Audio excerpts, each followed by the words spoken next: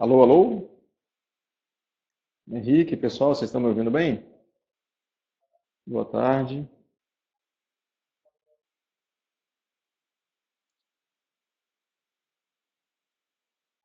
Alô, Henrique?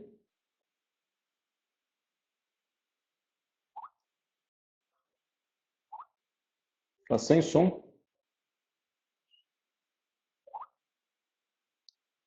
Alô, alô?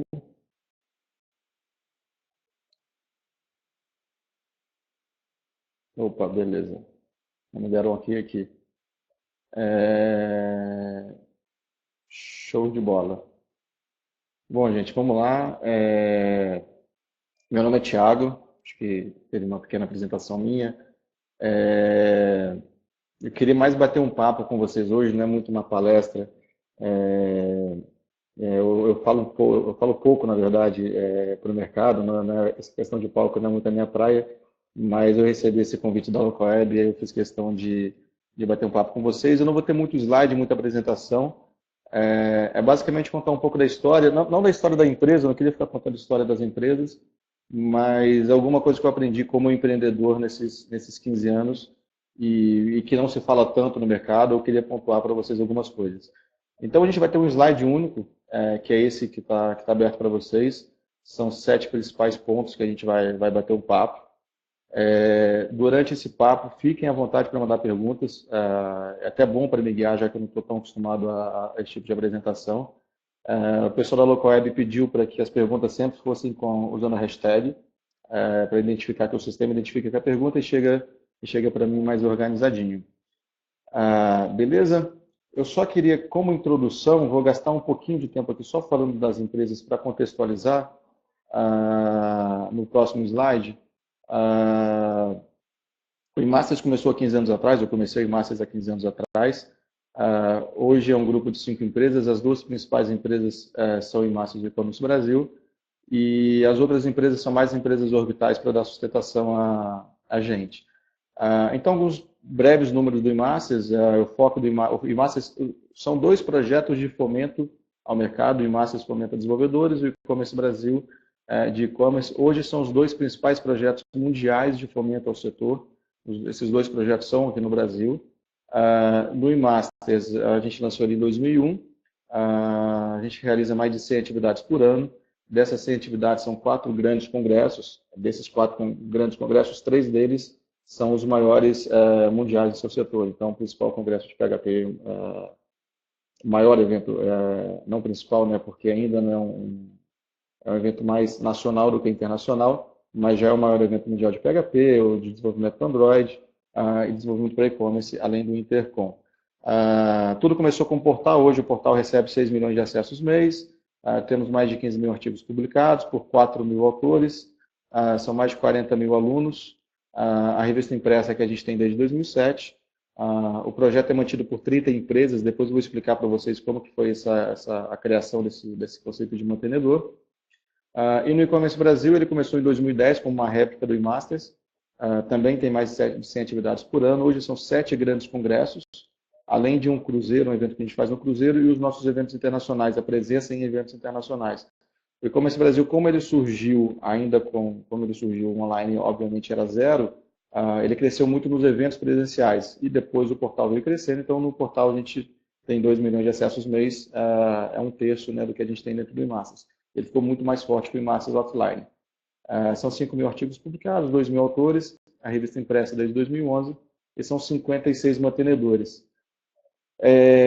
Para não ficar falando muito de empresa, eu deixei um link aqui. A plataforma não tem como exibir vídeo. Se vocês puderem clicar nesse link, ou se não ficar clicável para vocês, se vocês quiserem pesquisar por esse nome embaixo no YouTube, ele é um vídeo que explica exatamente o que a gente chama de projeto. Ele é o vídeo do E-Commerce Brasil de 2016. Ele tem 2 minutos. Se vocês puderem assistir mais para embasar o que eu vou falar, e eu vou ficar aqui 2 minutos quietinho, sem áudio, e aí a gente volta tratando aqueles primeiros pontos lá do primeiro slide. Beleza? Vou ficar 2, 3 minutos aqui em silêncio.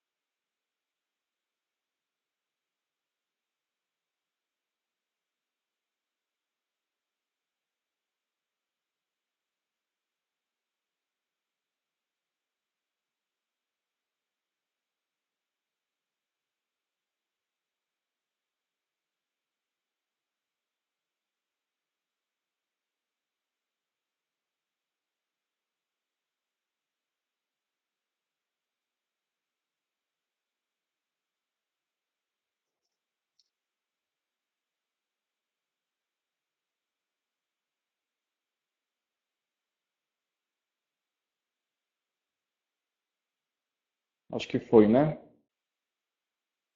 Deu para assistir. Acho que o finalzinho ali é mais o fechamento do vídeo. É...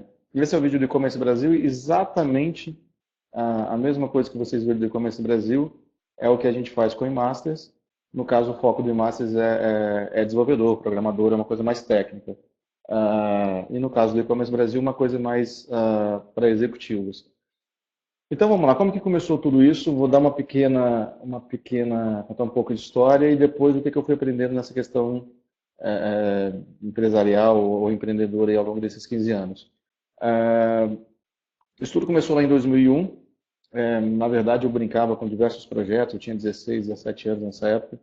Eu acho que desde os 13, 14 eu brincava com algumas coisas de internet. Era logo ali no comecinho da internet, lá para acho que 97.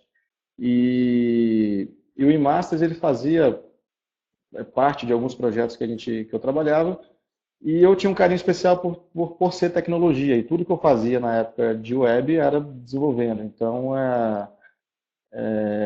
o eMasters ele tinha um carinho especial, a gente colocou no ar. O primeiro grande segredo que não foi planejado, não foi, talvez tenha sido uma sorte, foi o primeiro projeto de nicho. O eMasters era uma coisa extremamente nichada, na época era até para webmasters, né? A gente nem usava o termo desenvolvedor. E realmente era um portal, a gente tinha vários sites, pequenos sites de cada linguagem, sites de Flash, de ASP, de CGI, outras linguagens antigas que nem existem mais.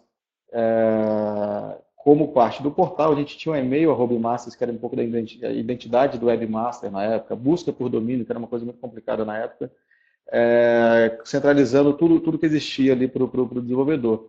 O que aconteceu é que esses sites, que também eram iniciativas mais amadoras, eles foram acabando, as pessoas que estavam à frente deles foram pegando os compromissos, e a gente teve que assumir o conteúdo. Então, por acaso, a gente teve que começar a produzir conteúdo, porque eles pararam de produzir, e por acaso, a gente criou um projeto extremamente nichado. Esse foi o grande segredo até hoje. Então, a primeira coisa que eu coloco para vocês como sugestão. E em 2 meses a empresa estava no azul. Em 2 meses a gente fechou o primeiro anunciante, um contrato anual, que pôde manter a iniciativa. E logo depois a gente foi pegando estagiários naquela época para sustentar o projeto. Então, o primeiro grande segredo, o primeiro grande aprendizado é a questão de segmentar, de fazer uma coisa de nicho. A partir dali, eu acho que foi muito de competência do crescimento. Então, a partir de 2001, a tecnologia, a internet foi um crescimento absurdo. O eMasters era praticamente o único veículo que falava com esse público. E de 2001 até 2006, 2007, eu acho que foi sendo assim, e a gente foi trabalhando com crescimento, fomos lançando cursos em CD-ROM na época, DVDs. Em 2013 a gente fez o primeiro congresso da área, lançamos a revista impressa em 2007, e uma série de outros projetos, muito de levantando a bandeira de comunidade. Não vou me recordar aqui na cabeça, mas a gente tinha em média 50 serviços oferecidos para... A gente chegou a lançar uma empresa de hospedagem nossa, eu vendi rapidinho, porque eu tenho que tirar chapéu o pessoal da Local Web, porque é um negócio que dá um trabalho absurdo, principalmente de suporte. Então a gente lançou, teve um sucesso bacana, em 6 meses eu vendi, porque não era muito a nossa praia. E aí foi um crescimento até agora de 15 anos de crescimento e adaptação. O que eu chamo de adaptação? O mercado online naquela época ele já tinha uma mudança, os ciclos mudam muito rápido hoje muda ainda mais, naquela época já mudava. Então, por exemplo, em 2006, vou colocar 2006, 2007, acho que começaram a surgir os blogs, a fortalecer os blogs. Teoricamente, todo autor que escrevia para a gente, ele queria ter um blog. A gente deixou de ser o único veículo que falava com o consumidor e, teoricamente, não era mais atrativo para ninguém. O cara não queria escrever para a gente e o leitor, ele preferia entrar no blog da pessoa que ele admirava, no autor, etc., do que estar no portal ali um pouco menos quente, né, sem tanta relação com ele. Então, o primeiro ponto aí que a gente teve que se adaptar, teve que fazer parceria com todos esses blogs, foi um negócio momentâneo, da mesma forma como o blog estourou, e a gente teve que criar outros projetos na época, não depender só de conteúdo, aí por isso que a gente lançou uma série de serviços para centralizar o conteúdo que centralizou, mas vamos centralizar várias outras coisas. Por exemplo, é o fórum. Então, no caso de dúvidas, volte para o eMasters, mas o conteúdo está descentralizado em blogs. Passou um pouco o boom dos blogs e as pessoas que queriam voltar a escrever para um grande portal, até para não ter todo aquele trabalho de gestão do blog. Então, isso foi uma mudança, mas aí, ali naquela época, a gente já tinha uma série de outros serviços, eventos, outros projetos. Isso é uma adaptação interessante. Logo depois, as empresas começaram hoje em dia, todas as empresas querem lançar suas APIs, as empresas precisam falar com o desenvolvedor e elas têm dificuldade, elas não sabem como. Então, é mais um momento onde as empresas estão criando seus produtos para o dev, precisam falar com o dev, e o dev vai ter o canal direto. O Emacs está ali passaria a não ser tão interessante, porque o conteúdo da empresa já está gerando. Onde a gente também se adaptou e hoje a gente cuida do relacionamento com desenvolvedores de algumas grandes empresas do Brasil e fora do Brasil. Então, a Amazon, Cielo, a PayPal, várias dessas empresas, a gente que cuida de toda a produção de documentação técnica, produção de artigo, SDK, suporte. Então, beleza, você vai falar com o desenvolvedor que ainda seja falando por intermédio da gente. Teve uma época que começaram a surgir as comunidades muito fortes, e é uma iniciativa super bacana. E é muito mais legal o cara fazer parte de uma comunidade específica, por exemplo, de PHP, que tem uma coisa estreita. Aí é o foco, tem o nicho do nicho, né? E do que o Imassas, que vai falar de uma série de linguagens. Então foi onde surgiram as comunidades e mais uma vez a gente foi se adaptando, viramos parceiro dessas comunidades. A maioria dessas comunidades, elas precisam de um apoio absurdo, porque não são empresas, não são pessoas jurídicas, não conseguem receber dinheiro, apoio.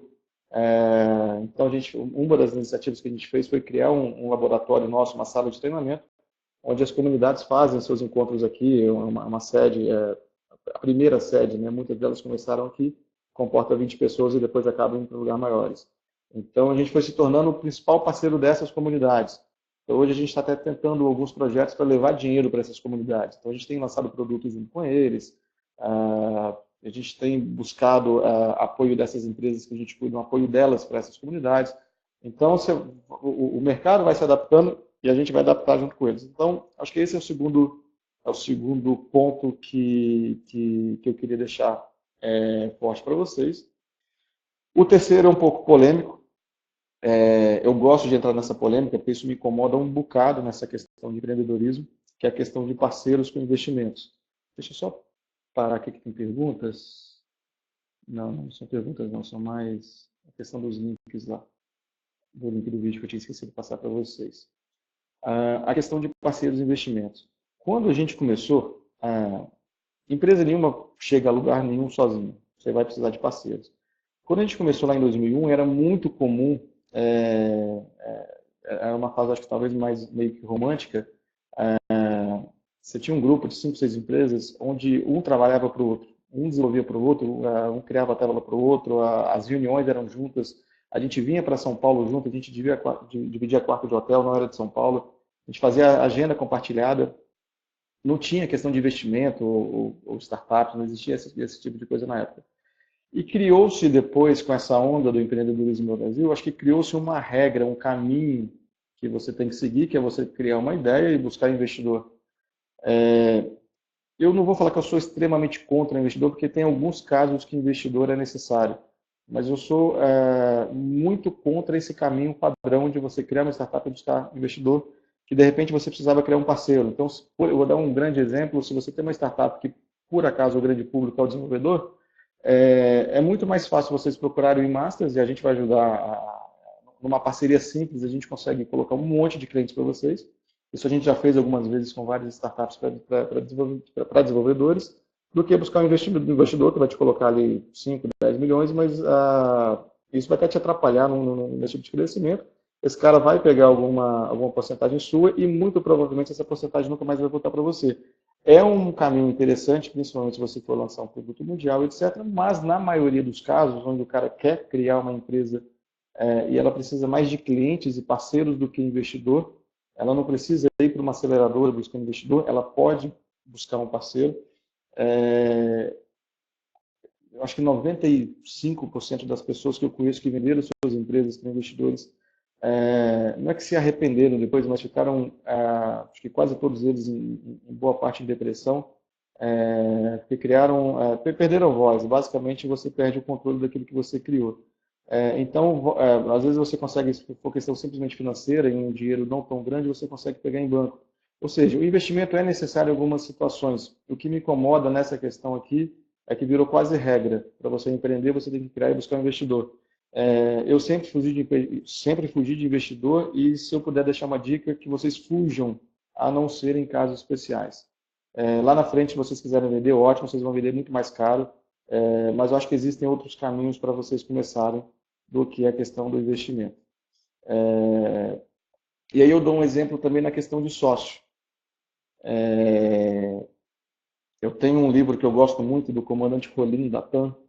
Não foi o cara que fundou a TAM, mas foi o cara que fez a TAM virar o que é hoje. Foi o cara que inventou o Fale com o Presidente, o cara que inventou o tapete vermelho. ah, Chamou o Sonho Brasileiro. Esse livro não existe, não é mais impresso, mas vocês encontram no sebo. Ele usava uma frase muito que eu gosto muito, que é ter sócio é ter patrão. De repente, ter investidor também é ter patrão.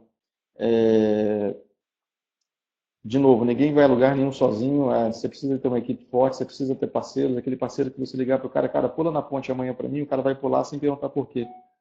Inclusive braço direito na sua empresa que realmente tem até muito mais benefícios que você. Mas a questão do sócio, essa cultura que também colocou que está bem forte no Brasil, eu vejo eventos, você vai em eventos para você encontrar um sócio, encontrar um co-founder, um cara que você não conhece família, não conhece a história, muito provavelmente você vai ter problema com esse sócio, muito provavelmente. Isso, não quero mal a ninguém, mas até as grandes amigos que eram sócios, a gente toma cuidado que um dia vai terminar isso, para vocês não perderem a amizade. E todos eles chegam no dia que termina com uma coisa simples. Se você receber um investimento de 10 milhões, um vai querer investir na empresa, outro vai querer colocar no bolso porque teve filho ou porque tem um problema de saúde na família e tem outras prioridades. Então, tomem muito cuidado com a questão societária. A questão societária, para mim, é a forma mais preguiçosa de você fazer algum acordo, alguma parceria. Puta, legal, gostei de você, vamos ser sócio? Não, pera lá. A gente pode fazer um acordo onde a marca é minha e você tem, de repente, ou a empresa tem duas áreas de atuação, essa área de atuação você vai cuidar, essa área de atuação eu cuido, a marca é minha, mas você tem direito ao lucro, à receita nos próximos 3 anos, nos próximos 5 anos, mas você garante que você tem um pouco de controle daquilo ali.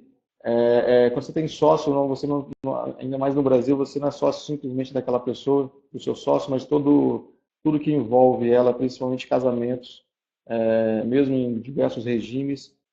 Se seu sócio finalizar ou terminar um casamento, muito provavelmente também isso vai impactar a sua empresa. Então, sócios são bem-vindos. Eu estou sendo um pouco rígido aqui, mais para fazer pensar, mais para provocar mesmo. Mas pensem antes de ter o sócio, pensem antes de seguir essa linha acho que se criou no empreendedorismo no Brasil, eventos de co-founder, eventos de buscar sócio, e eu sou amigo, eu falo questão de investimento, mas infelizmente sou amigo de vários dos investidores que existem no Brasil, dos grupos, gosto muito deles e sei que eles investem em empresas que têm sócio. Eles solicitam isso, eles pedem isso, dá mais segurança para eles, entre vários outros pontos que eles gostam muito de empresas que vão ter mais de um sócio. Isso realmente dá muita segurança para o investidor, que você não fica na mão de uma pessoa. Todo mundo vai te pedir isso, mas eu acho que vale a pena dar uma pensada por outro lado.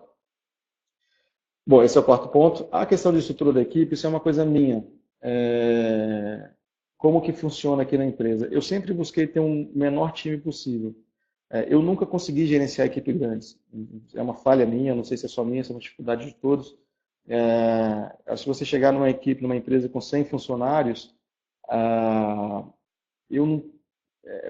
me perde o tesão de gerenciar uma empresa de 100 funcionários, porque você deixa de trabalhar em projetos, etc. E você vai basicamente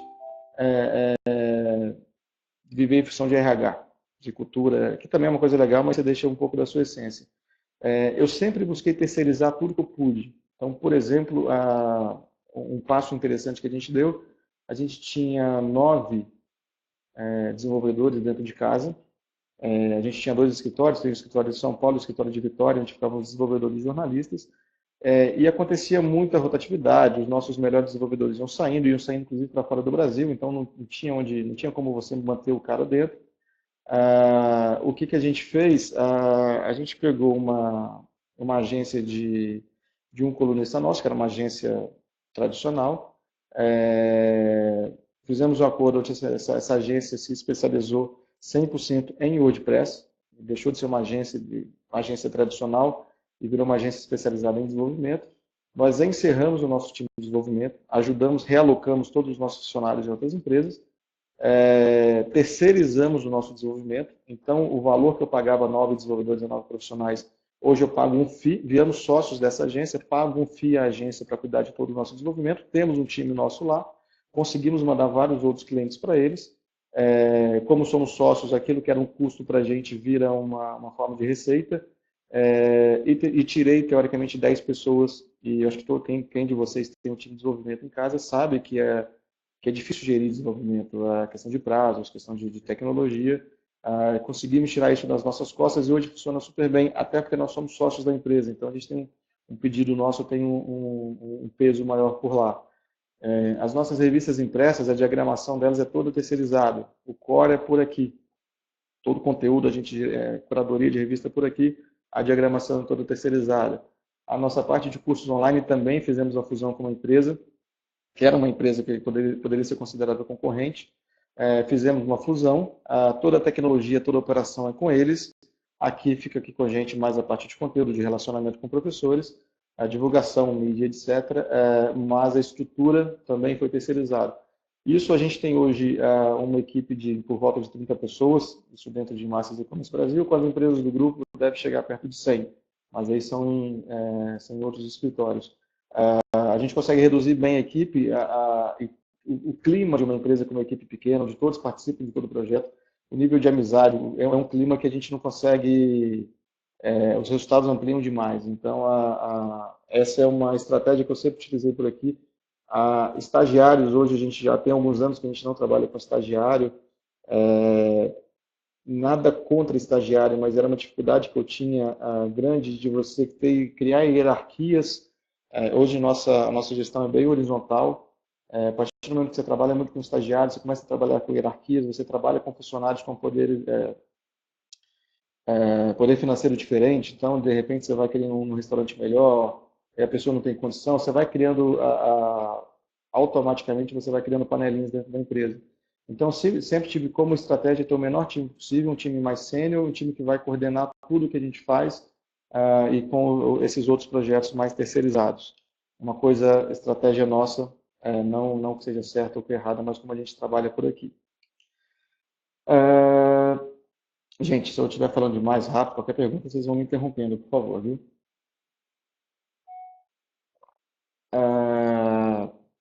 Uma outra coisa que aqui no ponto 5 que eu chamo de efeito manada, qualquer pessoa que chega para mim e me pede uma dica de empreendedorismo, estou fazendo isso, estou fazendo aquilo, o que você acha? A primeira coisa que eu falo para ele é o seguinte: se está todo mundo indo para um lado, vai para o outro. É a única certeza que eu posso dar, se eu posso ter certeza de alguma coisa que vai dar certo. Se está uma onda de algum tipo de empresa, de algum tipo de plataforma, vai para outro completamente diferente. Se todo mundo está criando sua startup de tecnologia, buscando investidor, etc., aceleradora, vai para o lado ao contrário. Até nessa, uma dica, hoje criam-se startups de tecnologia e fica muito limitado ao nosso mercado de tecnologia, que já está saturado de repente. Então, quando a gente cria startups de tecnologia, cria serviço de tecnologia, e a gente vai para outros mercados completamente diferentes, incrível como esses outros mercados, as tecnologias deles são extremamente ultrapassadas. Então, se vai para o mercado imobiliário, farmacêutico, saúde, beleza, etc., que isso realmente encanta e vai ser provavelmente a taxa de sucesso acho que pode ser bem maior do que a gente ficar sempre focado no nosso mercado de tecnologia. Então, esse efeito manada do brasileiro, acho que como um todo, né, sei lá, a formação no Brasil hoje, todo mundo vai fazer o segundo grau, o ensino médio, vai fazer vestibular, procurar a faculdade, depois acho que fazer MBA, mestrado, sei lá, o que a mídia fala para a gente fazer, e poucas pessoas fazem cursos técnicos e etc. Então, eu não conheço uma pessoa que faça, sei lá, Senac, Senai, algum curso técnico, hoje que está desempregado. Mas é um costume que não tem. E várias outras oportunidades que a gente tem de estágios no exterior, tem várias bolsas que são poucos divulgadas e pouca gente faz. Enfim, o Brasil a gente tem muito costume de seguir uma linha que é teoricamente indicada pela nossa cultura, e a mesma coisa quando a gente está empreendendo, é, e poderia ir para um caminho extremamente ao contrário para ter mais sucesso.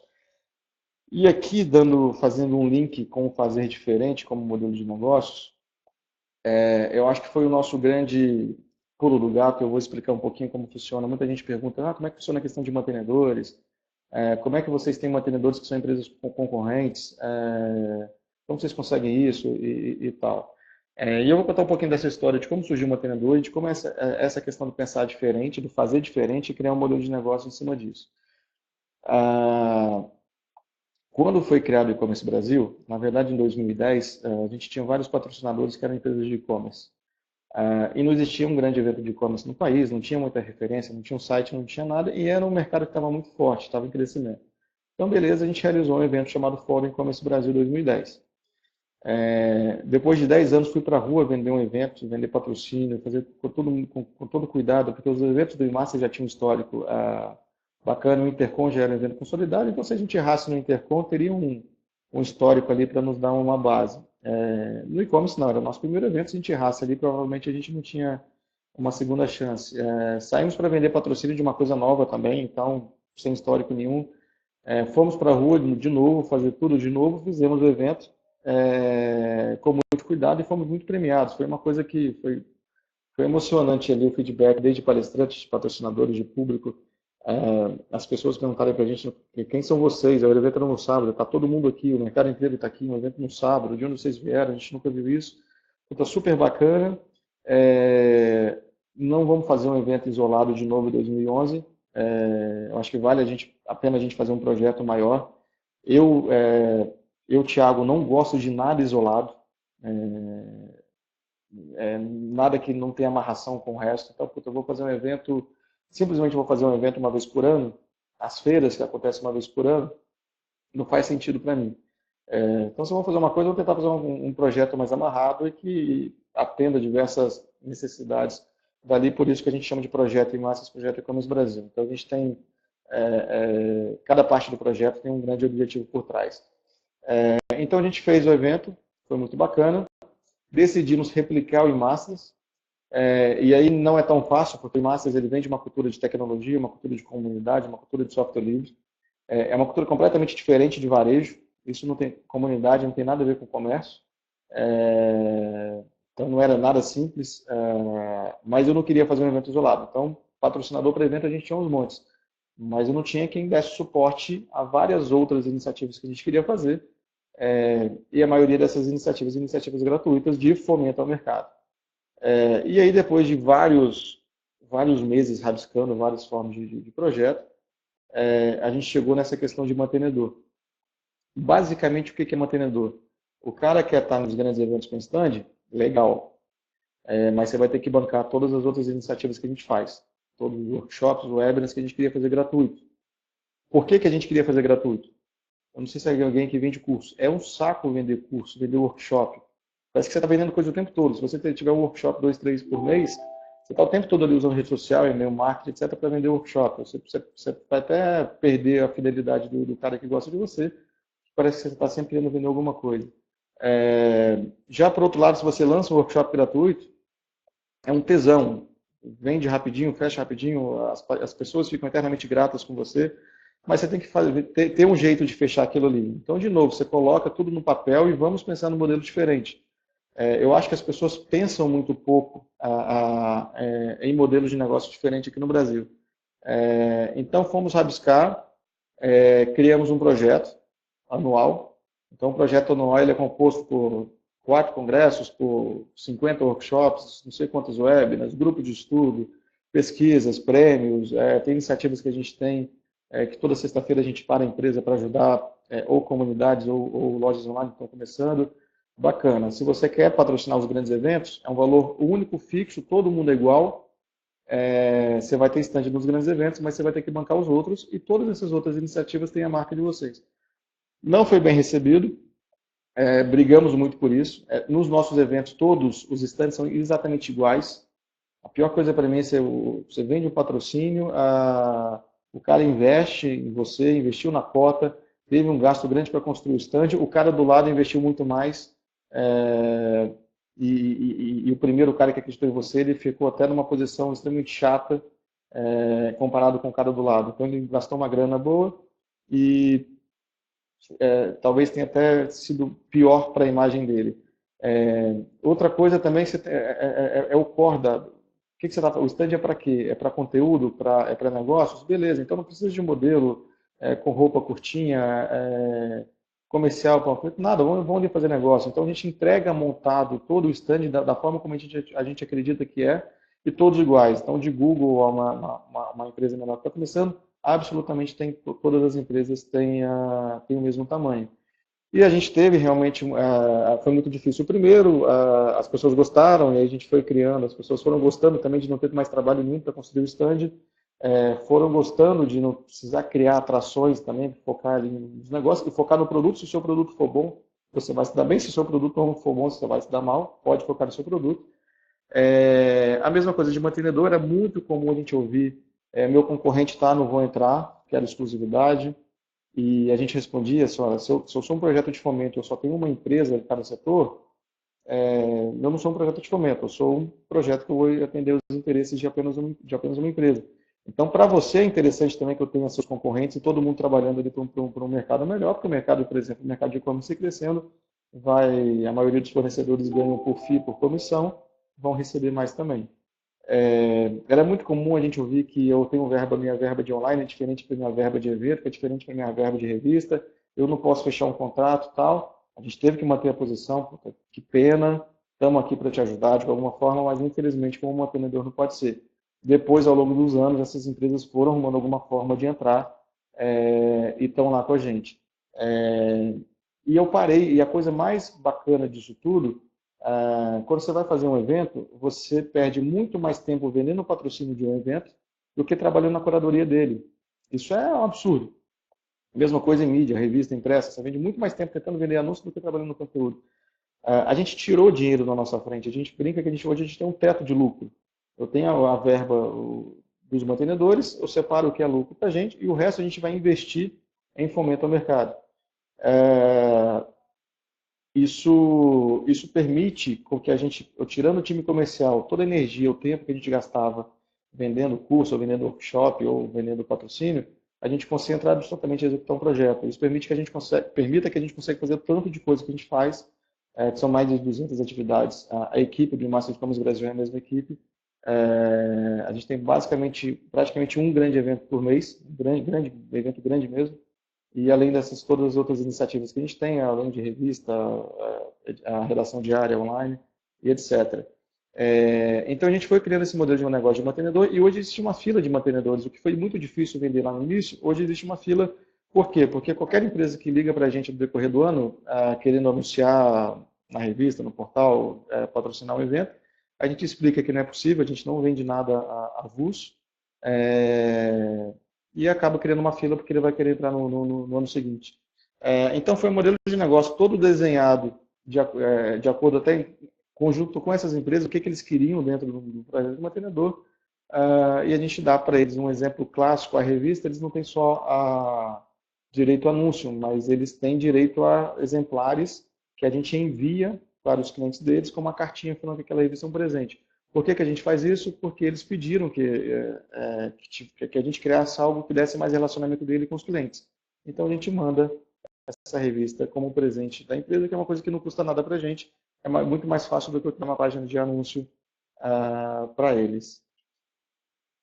Só interromper um pouquinho aqui que tem uma pergunta do Felipe.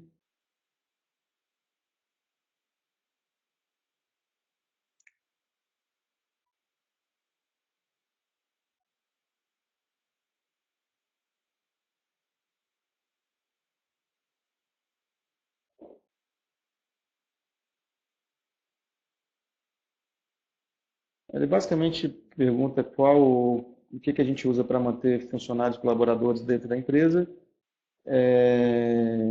e se é prático manter um relacionamento com as empresas, os nossos mantenedores. E depois eu do sócio. Deixa eu só responder essa primeira pergunta. A gente não paga os melhores salários. É, eu tive acesso a uma pesquisa recente, a gente teve um treinamento para um evento nosso, que a gente realizou com o Edmur, que é o cara que faz o treinamento do Rock in Rio.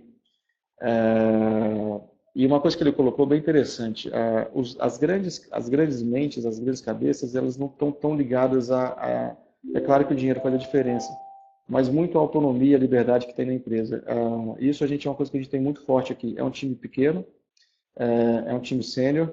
Você ter uma pessoa do lado melhor que você é super importante. Se você não tiver ninguém melhor que você vai abandonar o barco. A gente veste muito a camisa do funcionário. A partir do momento que o cara vai estar 8, 10 horas aqui vestindo a nossa camisa, a gente vai vestir a deles também. Flexibilidade, autonomia, é muito disso. Acho que é a resposta para manter os funcionários. Recentemente, um jornalista nosso, ele foi para um outro desafio, mas antes dele fazia muito tempo. Eu não lembrava quando algum funcionário tinha se desligado da empresa. A gente tem funcionários aqui de 10 anos, 7, 5, 6 anos. Então, acho que é um pouco dessa acho que a tática e relacionamento com empresas é que essa questão do mantenedor também ajudou muito a facilitar isso. O relacionamento que a gente tem com os patrocinadores é muito forte, é quase que diário, são amigos, os mantenedores ajudam extremamente em cada coisa que a gente faz. E quem detém o conhecimento, na verdade, são eles. A gente acaba virando o hub. E essa amizade, essa cumplicidade permite que a gente tenha parceiros, boa parte dos nossos mantenedores estão com a gente desde o primeiro ano. Então, talvez, se você tivesse um evento, por exemplo, isolado por ano, você só teria contato com esse parceiro talvez uma vez por ano e muito provavelmente aquela pessoa que você teve contato foi desligada da empresa e você vai perder. A partir do momento que você tem um contato diário, já resolve esse problema. E a pergunta do Marcelo aqui sobre o sócio.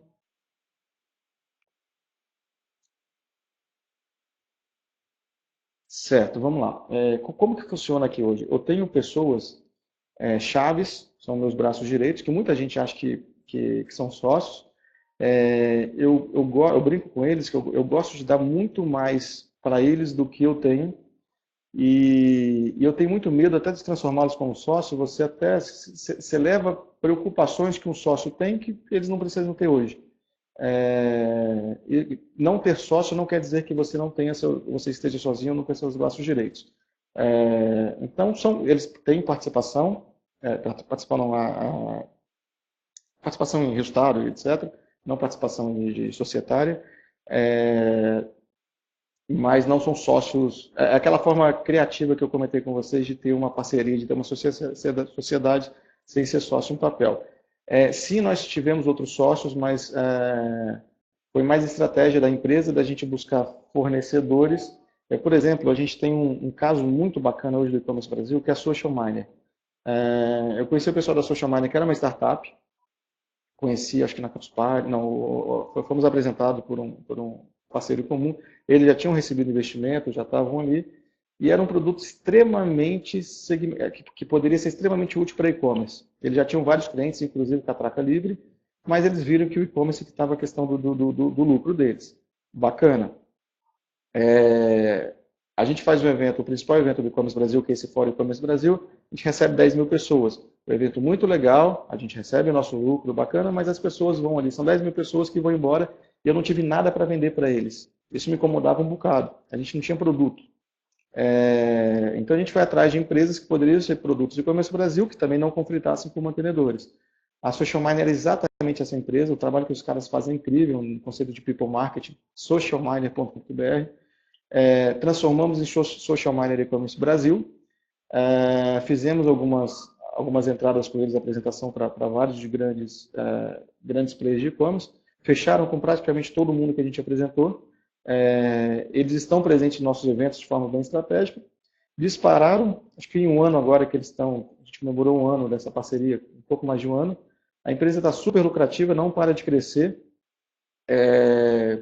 tem uma relação ótima com a gente.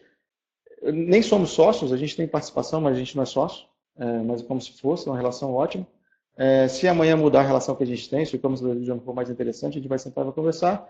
Mas é um exemplo clássico de startup onde a ligação deles com o e-commerce Brasil fez um crescimento absurdo da empresa, que não necessariamente foi um investidor, a gente não teve um centavo de investimento. A mesma coisa na PIC, que foi essa empresa de desenvolvimento que a gente é sócio. A gente tem até um quadro lá que é um guardanapo do Otávio Café. Então, eu saí de uma reunião, desenhei nesse guardanapo, fiz a proposta para eles, eles aceitaram, está lá no quadro. Também não houve, a negociação com eles não houve investimento financeiro, mas no primeiro ano todo o lucro era deles. Hoje, eles eram uma agência naquela época, acho que eram 2, 3 funcionários, hoje são 40 funcionários. E praticamente todos os grandes cases de WordPress do Brasil foram eles que desenvolveram. Nós somos sócios como estratégia basicamente de receita, então todo o FII que a gente paga a gente vai receber parte de volta, mas nós não, eles têm completamente total autonomia na gestão. Sócio foi mais uma estratégia de negócios do que sermos sócios ou qualquer coisa do tipo. Beleza, Marcela? Deixa eu matar aqui umas perguntas que chegaram.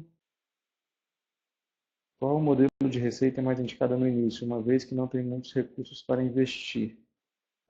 O Marco perguntou. Assim, cara, primeira coisa que eu falo com vocês, modelo recorrente. Eu tenho pavor de qualquer tipo de negócio feito por projeto. Tenho pavor. O mercado está ótimo, vou lançar um projeto, vou vender, você fecha um projeto lindo, 500 mil reais, 1 milhão de reais, legal, esse projeto vai acabar, e aí? Mercado chega a crise de mercado, você está numa estrutura de empresa com 50 funcionários, veio crise, você não consegue fechar projeto, você vai mandar um monte de gente embora, vem um projeto novo, você tem que contratar tudo de novo, efeito sanfona, dá insegurança nos funcionários, tem meta de venda, tem pavor disso. Primeiro modelo de negócio, faz receita recorrente. Pega uma empresa, pega o cara que estiver perto de você, que tiver mais sinergia, cria um projeto para ele, faz um contrato de 1 ano, não cobra um start, não cobra nada, cobra um valor mensal, que pelo menos vai te dar a base para aquilo. Você vai pegar 1, 2, 3 caras, que vai pagar um valor. Se o seu negócio custa 10, 15 mil reais por mês, vende por 5, mas garante uma grana que vai te dar a base para a empresa, até para te dar tranquilidade para você pensar em novos projetos. Foi o que eu fiz lá no começo. Todo esse conceito de mantenedor, ele é assim. Então, a gente está lançando agora o projeto 2017. A gente deve fechar em 1, 2 semanas, que é basicamente renovação. E beleza, eu estou com o ano fechado até dezembro de 2017 sem me preocupar. Isso também é uma forma de manter os funcionários aqui, que a gente trabalha de uma forma bem mais agradável, sem dinheiro envolvido no dia a dia. Por outro lado, é ruim que eu não consigo fazer muito mais dinheiro. Então, se a escala quiser crescer bastante, esse talvez não seja o modelo de negócios. Mas como primeiro modelo, seria o modelo que eu indicaria, Marco. O Juliano, para ver se ele tem dúvida, como você sugere?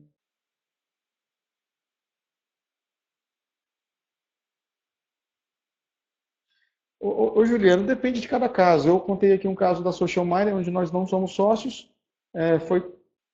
Eles passaram a usar a nossa marca. Era importante que fosse um produto oficial do E-Commerce Brasil, para ter a credibilidade da marca e a gente oferecer para toda a nossa base. Fizemos uma coisa extremamente pontual do que eles precisavam. Temos uma participação na receita, mas não somos sócios. Então foi uma... A gente tem, dentro do acordo, eles têm direito de usar a nossa mídia, e tudo isso é feito por eles, até porque a gente não teria braço para fazer. A gente criou no primeiro acordo uma série de ações de mídia que eles já teriam disponíveis, mais para dar um conforto para eles, porque isso mudou, obviamente mudou ao longo dos meses. E temos participação do lucro da receita que é gerada, mas não somos sócios. Outra coisa, tem produtos que a gente lança, produtos nossos em sociedade com outras empresas, duas marcas diferentes, com o mesmo produto. Então, uma pessoa é responsável por uma marca, outra pela outra, ou junta duas marcas, junta numa única marca, mas você tem dois produtos. Uma pessoa é responsável pela outra marca. É muito comum também, às vezes você vai querer trazer o cara com sociedade, foi um pouco o que a gente fez com a PIC. Eu não entrei com investimento, mas o primeiro ano o lucro era todo deles, eles tiveram um baita de um lucro. Então, de repente, você pega esse sócio, você olha, vem cá, o lucro nos primeiros 2 anos, ou você tem X participação, mas depois para 2, 3, 4 anos, depois desse ciclo encerra. É muito em cada caso. Em casos vão ser sócio mesmo, a sociedade. Mas a sociedade é uma relação muito forte, é muito íntimo, principalmente quando está no contrato social. e você tem um cenário que o sócio está envolvido de família, de saúde, de prioridades, a nossa vida muda. Como empreendedora, não sei se vocês sentem isso, mas existem ciclos do empreendedor onde tem hora que eu estou super empolgado, tem hora que eu estou de saco cheio e que eu preciso fugir. Eu não posso demonstrar isso, mas eu estou desanimado. Tem momentos cansados, eu fico um mês assim, um mês depois eu volto com total empolgação. E isso vai acontecer com seus sócios, vai acontecer com cobrança. Esse cara vai casar, a esposa dele vai cobrar que ele fique mais tempo em casa, você precisa dele. Isso vai criando. São situações bobas, simples do dia a dia, que podem criando um desagrado. Sobre os sócios, estou abrindo uma empresa com um amigo que vive em São Paulo.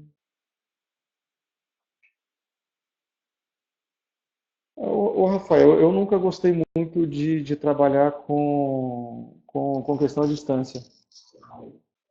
Um pouco, um pouco só. Eu nunca tive boas experiências. Tanto é que a gente tinha 2 escritórios e a gente terminou, foi quando a gente tirou aquele tipo de desenvolvimento que eu comentei com vocês. A presença é muito importante. Temos 3 funcionários hoje que ficam home office, mas eu acho é importante o acordo de vocês. E, de novo, eu tenho receio. Se é um amigo seu, vocês vão virar sócios. Desculpa ser sincero, mas eu acho que essa sociedade vai terminar um dia. Então tem que tomar muito cuidado para também não terminar a amizade. De repente vale a pena vocês criarem algum tipo de acordo, alguma criatividade de vocês estarem juntos, mas sem ser sócios. Se sócio for a última alternativa, beleza, vai fundo. Mas toma muito cuidado para se um dia vocês verem ele que está prejudicando, vocês já preverem até prever desde antes como seria esse desligamento. O micro nicho é uma boa forma de começar e-commerce. Sim, o micro-nicho é uma ótima forma de começar e-commerce. Hoje, 80% do e-commerce são pequenas empresas, porém, a grande parte da receita está concentrada ainda nas maiores. Hoje, até com o conceito de marketplace, quando você tem um micro-nicho, você consegue vender nos marketplaces produtos que não vão ter baixa concorrência, você consegue ter uma margem muito maior, você consegue se dedicar no seu produto, até porque os marketplaces vão te ajudar a vender. Hoje quem está no nicho é quem está conseguindo ter lucro no e-commerce. É uma boa. Eu tenho a característica, a minha característica de empreendedor é mais de ter nicho, é mais de ter quase que uma boutique, de fazer uma coisa para um público menor, digamos assim, fazer o melhor possível. Eu não tenho muita característica de ter uma empresa de 1.000 funcionários ou de virar uma empresa de lançar um produto global ou alguma coisa desse tipo, que talvez seria um outro mercado. Então, um e-commerce nicho do nicho, ele talvez não vai crescer tanto se alguém quisesse ter um dos maiores e-commerce do Brasil. Mas eu gosto muito desse tipo de pegada. Beleza? Eu acho que eu não fiquei devendo nenhuma resposta, não. Aliás, só uma, desculpa, gente. Nós sempre trabalhamos com profissionais muito qualificados, pegamos ideia.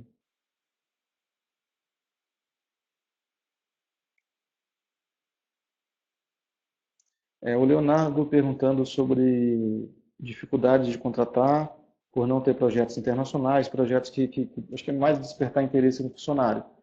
Sem dúvida. Hoje, profissional qualificado, o pessoal fala muito de emprego no Brasil, mas é muito difícil você achar profissional qualificado. Se bem que com essa crise agora melhorou um pouquinho para contratar, mas era muito difícil você achar gente boa. E aquela coisa que eu falei com vocês, não é grana, é o desafio que o cara vai ter. Realmente hoje, com todo o cenário, você tem um produto global, é muito bacana. Você tem um escritório no Vale, maravilha. Você ter os melhores caras do seu lado, é muito mais importante do que você ter um bom salário. Eu acho que uma empresa hoje que não tenha projetos atraentes, ela corre bastante risco de não conseguir os melhores profissionais. Também foi um dos motivos que a gente fez terceirizar desenvolvedor. Quando a gente veio para São Paulo, o nosso escritório era em Vitória, então a gente conseguia contratar os melhores caras, que eram super atraentes em Vitória. Quando a gente veio para São Paulo, os nossos funcionários foram indo para Google, empresas do tipo, que é muito mais atraente do que a gente. É difícil competir. Então a empresa se reinventa assim também. Então não é só dinheiro. Eu sugiro que você crie projetos que atraiam os melhores profissionais. Se é difícil concorrer com os grandes, mude um pouquinho o seu nicho ou o tipo de produto. O Marcelo perguntando a questão de contrato. Ô Marcelo, quando eu fui fazer o primeiro contrato, eu fiz uma consulta a um amigo investidor E ele me falou uma coisa que marcou muito a minha vida, digamos assim.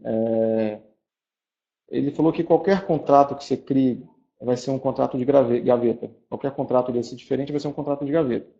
Se o seu sócio, o seu parceiro, o que for, ele for um cara do bem, um cara bacana, ele vai cumprir, que seja um e-mail, seja um contrato, ele vai cumprir aquilo.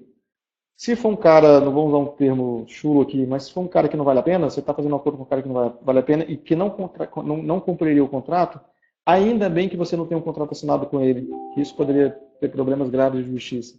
Então, para mim, o contrato não vale muito. Eu tenho orgulho de uma das empresas eu ter ali com um guardanapo. As outras empresas, nenhuma dessas empresas que nós somos sócios, nenhuma delas, absolutamente nenhuma delas, a gente tem contrato. Todos os contratos que a gente tem hoje são contratos de patrocínio de mantedores, ou contratos com fornecedores. Eu não tenho absolutamente nenhum contrato com nenhuma das empresas que fazem parte do grupo. São só acordos por e-mail, acordos de cavaleiros, e se em algum momento não tiver interessante para alguma das partes, a gente vai se encerrar. Então foi uma coisa que eu aprendi muito com esse amigo. Felipe, para não desgastar relacionamento.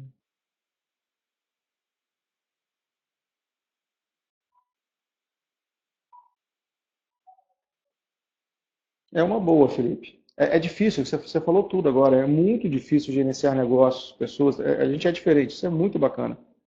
É, e vai. É um pouquinho de. Vou dar. São exemplos do dia a dia ali que você quer fazer, a intuição sua. E é importante ter a mão pesada ali do criador, do fundador, do sexto sentido. E de repente você quer ajudar alguém, simplesmente quer ajudar alguém. Você quer ir num evento grande que custa R$ 2.000, você quer dar a inscrição para alguém, sem ter que alguém te perguntar por que você está dando aquela inscrição, você tem que dar satisfação ao investidor, que aquilo está prejudicando o caixa da empresa. Você simplesmente quer dar para a pessoa porque você acredita nela e acha um cara merecedor, um estudante, alguém que está começando na vida. Então, acho que tem várias formas de acordo. Aí é um exemplo bacana de você dividir margens, fatias de lucro, do que a sociedade em si. Agora, você também tem que dar uma certa segurança a esse cara, né? Porque a sociedade ela traz segurança. O cara vai abandonar tudo dele para trabalhar por aquilo ali. A última pergunta aqui, só para voltar para encerrar lá, que já tá, vai dar 1 hora. 95% do pessoal que passou por nós tem como maior desejo morar fora do Brasil. Devo também sair do Brasil para continuar crescendo? O Leonardo, isso não acontece com a gente não. É comum a gente perder funcionários para fora do Brasil. É, recentemente aconteceu uma situação de dois funcionários nossos quererem sair e um dos meus braços direitos aqui da empresa, poxa, fiquei muito feliz por eles, mas fiquei muito triste de perdê-los. Para a empresa vai ser muito ruim, né? Eu disse, não, depende. A gente pode aproveitar a saída deles para fora e a gente cria um braço da empresa lá fora, a gente cria algum tipo de relacionamento que a gente não tinha com o país que eles vão. Então, virou oportunidade. Acho que é uma coisa específica sua de querer ir para fora do país. Se 95% das pessoas que trabalham com você têm desejo de ir para fora do Brasil, eu tentaria fazer uma estratégia de montar um escritório fora do Brasil. Não é caro você ter um escritório fora do Brasil, e as pessoas podem passar um tempo lá, voltar aqui. Então, se esse 95% das pessoas têm esse desejo, eu abraçaria o desejo dessas pessoas. Aquele negócio, eu fazer diferente. Né? Pensar, é simples, né? Se os caras querem, vão montar um escritório lá. Se ninguém faz, problema, mas eu preciso fazer. Então, acho que essa questão, só matar o último ponto aqui, que aí eu volto para as perguntas e a gente finaliza. O último ponto, que é o ponto 7, que é a questão que eu coloquei, fomento, liderança e credibilidade. Muita gente pergunta para a gente a questão dos sócios concorrentes. Muita gente pergunta, a gente recebeu alguns prêmios de inovação em evento, de fomento do setor. Eu acho muito difícil uma empresa crescer hoje sem fomentar o mercado que está inserido. E o trabalho que a gente faz, e num mercado onde qualquer pessoa que faça uma coisa boba, a gente vê o exemplo da Bel agora, que é uma pessoa que eu gosto muito, teve uma estratégia X, que eu não vou julgar, que se ela foi super honesta, ela ofereceu alguma coisa para alguém e se alguém quiser comprar, que compre. e quantas pessoas criticam, quantas pessoas julgam no Brasil. Então é muito importante que construa-se dentro de qualquer empresa, startup, qualquer questão empreendedora, que construa-se credibilidade. Se você colocar em risco alguma coisa, colocar em dúvida qualquer coisa que você fez, uma pessoa vai falar mal e 200 outras vão falar mal também, baseado naquele cara que falou, sem conhecer a história.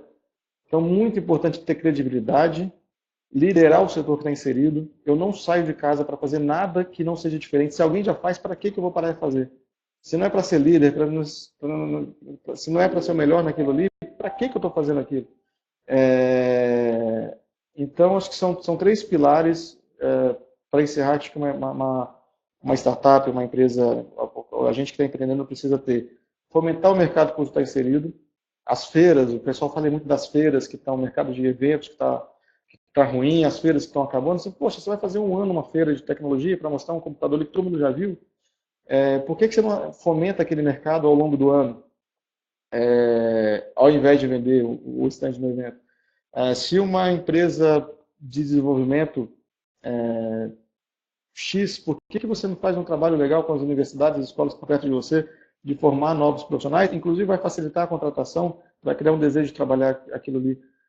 Isso é muito fácil, isso é muito bom para a empresa. E a credibilidade que você vai construir, qualquer coisa que acontece hoje, a gente tem uma credibilidade tão grande que os nossos mantenedores, o nosso público defende a gente. Mas com muito cuidado de nunca ter pisado errado. Então, o mercado, a gente critica muito o governo, mas o mercado privado é muito sujo, propinas e tudo isso que rola o tempo todo. Então, não cair nessa, manter-se, o que fizer lá no começo pode voltar ali atrás, e ninguém precisa disso. Eu acho que a construção dessa base para o futuro é muito importante. Então, era o último ponto que eu queria colocar, que eu vejo pouca gente falando nisso também. As pessoas falam para aproveitar muitas oportunidades, e eu acho que na grande maioria das vezes essas oportunidades são oportunidades ruins, porque justamente o certo é muito difícil de fazer. Então, acho que são esses 7 pontos que eu queria falar um pouquinho da história da empresa. Então, foram esses 10 anos de Masters, e no 10º ano de Masters a gente criou o E-Commerce Brasil, e hoje são 6 anos de E-Commerce Brasil. Ao todo são 15 anos de empresa, a gente trabalha muito em paralelo, isso ajuda muito, uma empresa ajuda a outra. Não quis falar muito da história das minhas empresas, mas desses pontos aí que eu acho que são importantes e que pouca gente fala nessa moda empreendedora que a gente vive no Brasil. E aí eu fecho aqui só para, acho que tem mais umas 3 perguntas para a gente fechar. Bom, não eram perguntas, eram agradecimentos. Governo brasileiro, parceiro ou obstáculo? Eu gosto de tudo que é obstáculo. Adoro.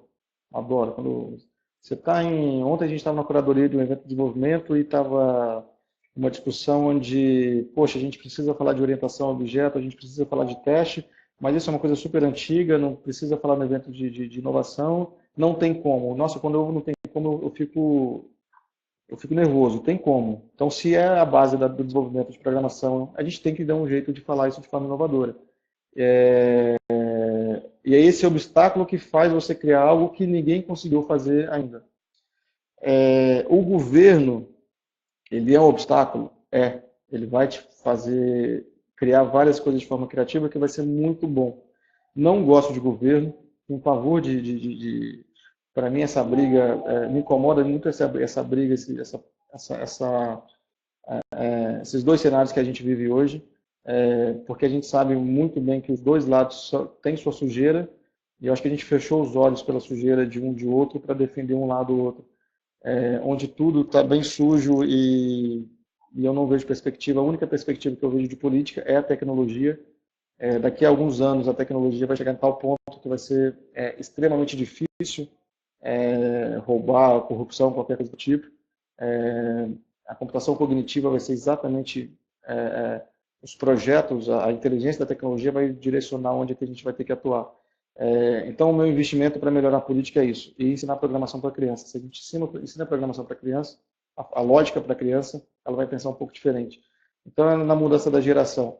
Eu não gosto de governo, e eu fui num evento recentemente, E eu gostei muito da frase do presidente da empresa, que ele falou o seguinte: hoje a gente critica muito o governo e fala que o mercado está em crise, blá, blá, blá, blá, blá, blá.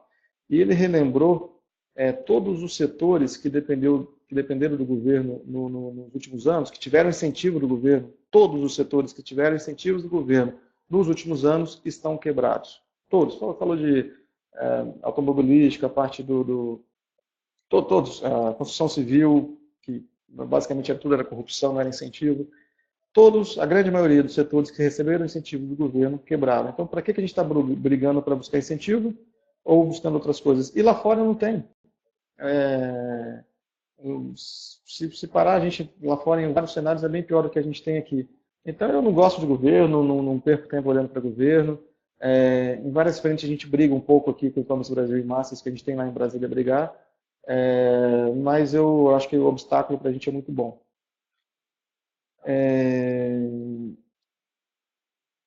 Quais tecnologias você apostaria para os próximos anos? Doutor Douglas. Vou até dar um abraço para o Douglas, um colunista antigo que a gente tem. O Douglas, você sabe responder isso melhor do que eu não vou saber te responder. Eu só acho que os ciclos estão muito rápidos.